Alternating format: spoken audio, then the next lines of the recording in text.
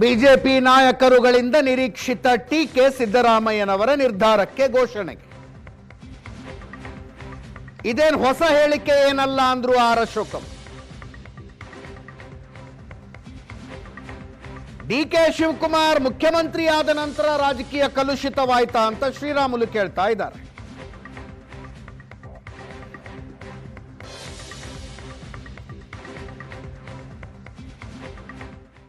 10 ವರ್ಷದಿಂದ ಹೇಳ್ತಾನೆ ಇದ್ದಾರೆ, ನಾನು ರಾಜಕೀಯ ನಿವೃತ್ತಿ ನಿಲ್ಲಲ್ಲ ಎಲೆಕ್ಷನ್ಗೆ ಅಂತ ಹೇಳ್ತಾನೆ ಇದ್ದಾರೆ. ಅವ್ರು ನಿಲ್ಲಲ್ಲ ಅಂದ್ರೆ ಅವ್ರ ಮಕ್ಕಳು ನಿಲ್ತಾವ್ರಲ್ಲ, ಭ್ರಷ್ಟಾಚಾರ ಆಗ್ತಾ ಇದ್ದಾರೆ, ಅವ್ರ ಮಕ್ಳು ಹೆಂಗೆ ನಿಲ್ಬೇಕು, ಅವ್ರ ಕುಟುಂಬದವ್ರು ಯಾಕೆ ನಿಲ್ಬೇಕು? ಅವಾಗ ಇವೆಲ್ಲ ನಾಟಕ ಅಷ್ಟೇ, ಸುಮ್ಮನೆ ಕಾಂಗ್ರೆಸ್ಗೆ ಬೆದರಿಕೆ ಹಾಕೋಕ್ಕೆ. ಈ ಸಿದ್ದರಾಮಯ್ಯನವ್ರ ಇದು ಕಾಮನ್ ಆಗಿ ಅವರು 16 ಬಾರಿ ಹೇಳಿದ್ದಾರೆ ರಿಟೈರ್ಡ್ ಅಂತ. ಅವ್ರು ರಿಟೈರ್ಡ್ ಅಂತ ಹೇಳಿದ್ರೆ ಗ್ಯಾರಂಟಿ ನಿಂತ್ಕೊಂತಾರೆ ಅಂತ ಅರ್ಥ. ರಾಜಕಾರಣ ಅನ್ನೋದು ತಿರುಗುವಂಥ ಚಕ್ರ ಇದು. ಇವರಲ್ಲ ಅಂದರೆ ಇನ್ನೊಬ್ಬರು ಬಂದೇ ಬರ್ತಾರೆ.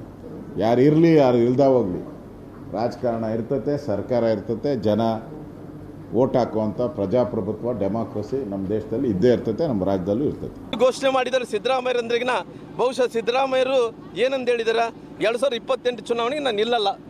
ಯಾಕೆ ನಿಲ್ಲಲ್ಲ ಅಂದರೆ ರಾಜಕೀಯ ಕಲುಷಿತ ಆಗಿದೆ. ಅವರಿದ್ದಂಥ ಟೈಮಲ್ಲಿ ಶುದ್ಧವಾಗಿತ್ತಾ? ಏನು ಇವತ್ತು ಅವರಿದ್ದಂಥ ಅವ್ರು ಏನು ಹೇಳಕ್ಕೆ ಹೋಗ್ಯಾರ ಹೊಂಟಾರ? ನಾನಿದ್ದಂಥ ಟೈಮಲ್ಲಿ ಚಲೋ ಇತ್ತು, ಡಿ.ಕೆ. ಶಿವಕುಮಾರ್ ಮುಖ್ಯಮಂತ್ರಿ ಆದ ನಂತರ ಕಲುಷಿತ ಆಗಿದೆ. ಡಿ.ಕೆ. ಶಿವಕುಮಾರ್ ಅವರು ಕಲುಷಿತ ಮಾಡಿದ್ದಾರೆ ಅಂದ್ರೆ ಅವ್ರ ಆಡಳಿತ ಸರಿ ಇಲ್ಲ ಅಂತೇಳಿ ಸಿದ್ದರಾಮಯ್ಯ ಹೇಳ್ದಂತಲ್ಲ, ಅವರೇ ಹೇಳ್ದಂತ ಆಗುತ್ತೆ ಅಲ್ಲ. ಹಾಗಾಗಿ ನಾನು ಹೇಳ್ತಾ ಇದ್ದೀನಿ, ಸಿದ್ದರಾಮಯ್ಯನವರು ಅವಾಗ ಮುಖ್ಯಮಂತ್ರಿ ಇದ್ದಂಥ ಟೈಮಲ್ಲಿ ಚಲೋ ಇತ್ತು, ಡಿ.ಕೆ. ಶಿವಕುಮಾರ್ ಅವರು ಮುಖ್ಯಮಂತ್ರಿ ಆದ ನಂತರ ಇವತ್ತು ಚಲೋ ಇಲ್ಲ ಅನ್ನೋಂಥದ್ದು ಹೇಳಕ್ಕೆ ಹೊಂಟಾರೇನಂತೇಳಿ ನಾನು ತಿಳ್ಕೊಂಡಿದ್ದೀನಿ.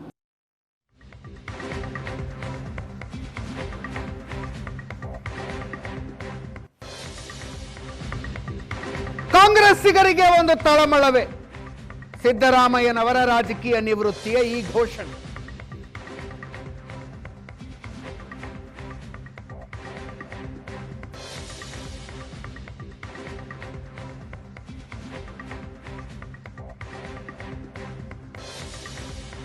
ಅವರ ಬೆನ್ನಿಗೆ ದೊಡ್ಡದೊಂದು ಅಹಿಂದ ಮತ ಬ್ಯಾಂಕ್ ಇದೆ. ಆ ಮತ ಬ್ಯಾಂಕ್ ಸಿದ್ದರಾಮಯ್ಯನವರಿಲ್ಲದ ಕಾಂಗ್ರೆಸ್ ಅನ್ನ ಹೇಗೆ ತೆಗೆದುಕೊಳ್ಳುತ್ತೆ?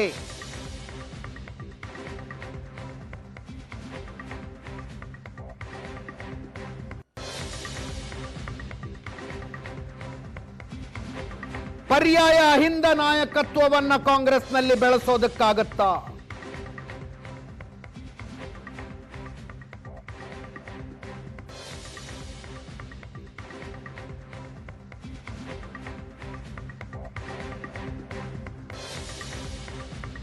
ಸಿದ್ದರಾಮಯ್ಯನವರನ್ನ ನಂಬಿಕೊಂಡಿರುವ ನಾಯಕರುಗಳ ಭವಿಷ್ಯ ಏನು?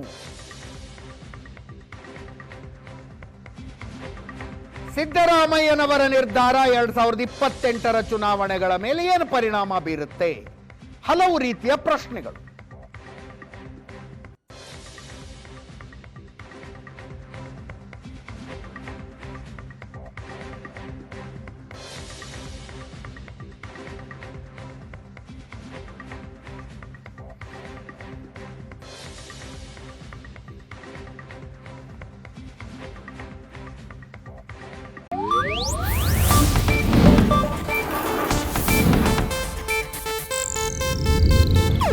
ಇದು ಏಷ್ಯಾನೆಟ್ ನ್ಯೂಸ್ ನೆಟ್ವರ್ಕ್ ಪ್ರಸ್ತುತಿ.